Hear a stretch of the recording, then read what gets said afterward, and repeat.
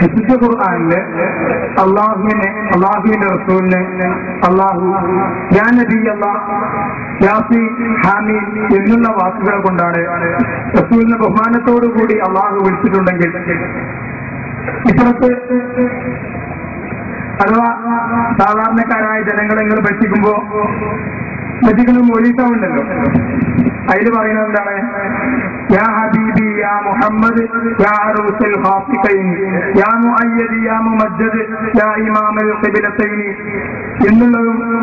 അപ്പൊ അള്ളാഹു വിളിച്ച് യാ നബി അല്ലാഹ് യാസീൻ ഹാമി എന്നുള്ള ബഹുമാനസൂചകമായ വാക്കുകൾ കൊണ്ടാണ് അള്ളാഹ് നബിയെ വിളിച്ച് യാ ഈസ യാ മൂസ യാ ഇബ്രാഹിം എന്നിവർ മാത്രം വിളിച്ചിട്ടുള്ളൂ. അല്ലാതെ നബിയെ യാ മുഹമ്മദ് എന്ന ആ സൂചക ബഹുമാനമല്ലാത്ത സൂചകമായ വാക്കുകൾ വിളിച്ചിട്ടില്ല.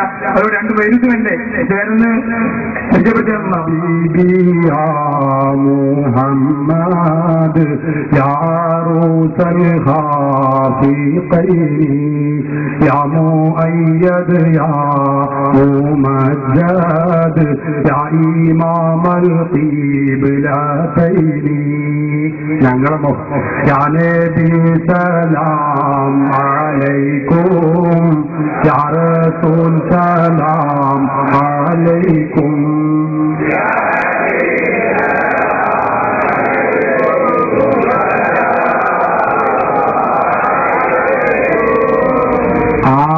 വരിയിൽ പറയുന്നത് ഞങ്ങളെ അശറക്കൽ ഷറഫലന മൗലിലുള്ള അശറക്ക വിശുദ്ധിയിൽപ്പെട്ടതാണ്.